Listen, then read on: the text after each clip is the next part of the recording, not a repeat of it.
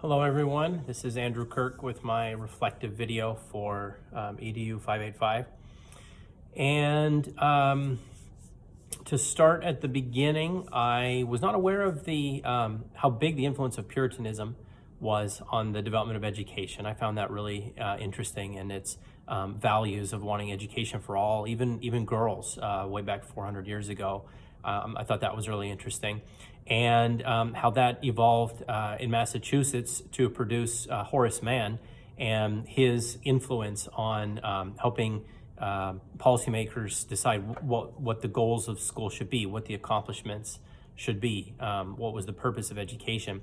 I had heard his name thrown around in history classes for decades and was not clear on his role. So his efforts to get the conversation started on common education for the common man and its roots in Puritanism, I found really enlightening.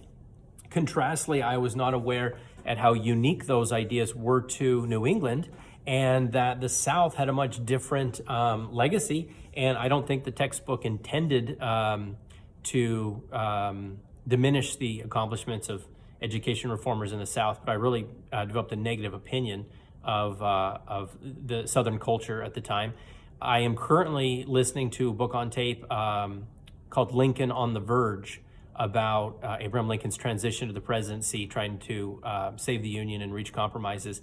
And the book makes the argument that Southern leaders wanted to preserve a form of feudal society and were resistant to any inventions, innovations, or reforms that potentially could disrupt a feudal society, including the development of railroad. Anyway, so it seems to me that their resistance to adopt the education reforms in the North were just simply that. Common education, common schools for the common man was not conducive to a feudal society, and so they weren't interested in it. That was kind of my take on it. I was also interested to read about the development of the profession in the 19th century, the professionalization of the teaching profession, and how it transitioned from being a female profession into a male profession as males sort of took it over to make it more professional. That was a fascinating transition I was not aware of.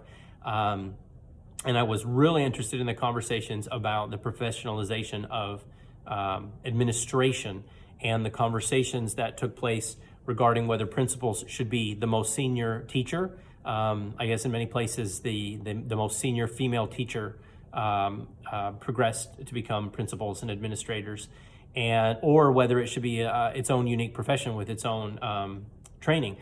That was really interesting to me. And while I don't have any current plans to go into administration, I'm certainly not opposed to it. I've always enjoyed leadership and management. And so, 5 to 10 years from now, that's something I might look into and explore. And understanding the history of that profession, I found really informative and interesting. The conversation about urban innovations and their centralization of control in schools, I found really interesting. It seems like a lot of good decisions were made. Seems like some things were lost that maybe if they had been preserved, some problems in inner cities might have decreased. But all in all, it seems like centralization of schools and the urban innovations with the professionalization of teachers and administrators and curriculum seems like it had a good effect. And so that was very interesting to me. But there were also a lot of examples of people sort of getting involved because they wanted a piece of the pie of the money flowing.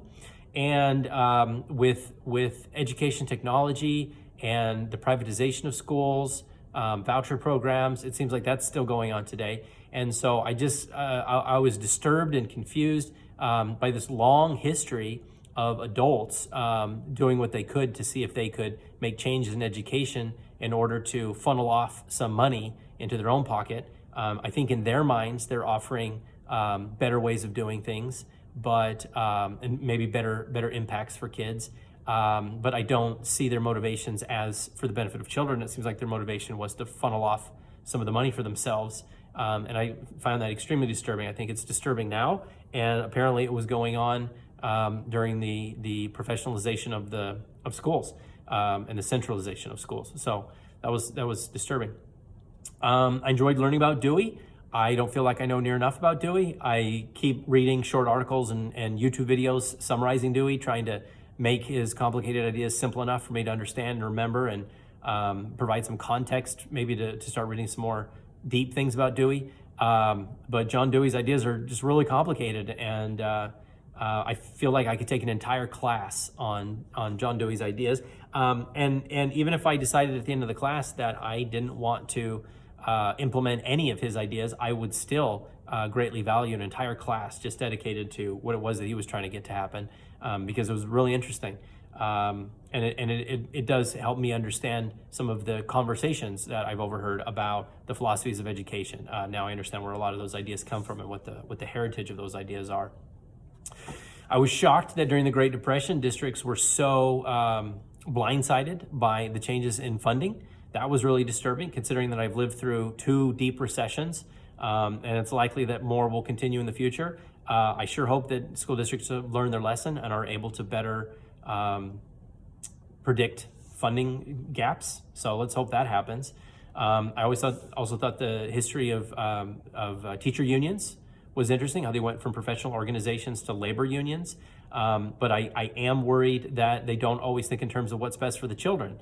And so one of the things that we're supposed to do in this video is talk about how it'll impact our teaching. So I guess as a teacher, I plan to get involved in the teacher union and hope to definitely keep raising that question. Is this what's in the best interest of the kids? I also enjoyed reading about how the impact of Sputnik sparked an increase in STEM education. And I kind of like the idea of government leaders and educators kind of working together toward a common goal. And so as a teacher, I hope to join some professional organizations and be active in the profession and advocate for that. I'm out of time. I guess really quickly, because of how I was raised, I sort of had a negative opinion of ESL programs as a necessary evil. And now, because of this class and another class I took, I now understand that they're a necessary necessity. That if you want people to learn English and you want people to fully participate in society, then you need to teach them the way that they know best, which may be in a different language other than English. And so that seems like a no-duh. So I was really surprised that I was raised to see the special efforts made for migrant children so differently than the reality I see now. I found a lot of the stuff that happened during the Reagan administration to be highly disturbing, but since I'm out of time, I'll just sort of skip that. And then catching up today, I was a young adult when the No Child Left Behind debates and the Common Core debates were happening, and I didn't really understand them, so I appreciated the better input on those. And again, how it's going to impact me as a teacher is I guess I have a profound respect for efforts to try to hold schools accountable and sort of unite efforts for assessments and standards to sort of be on the same page. And so I think that's a good idea, and I hope to support that as a teacher.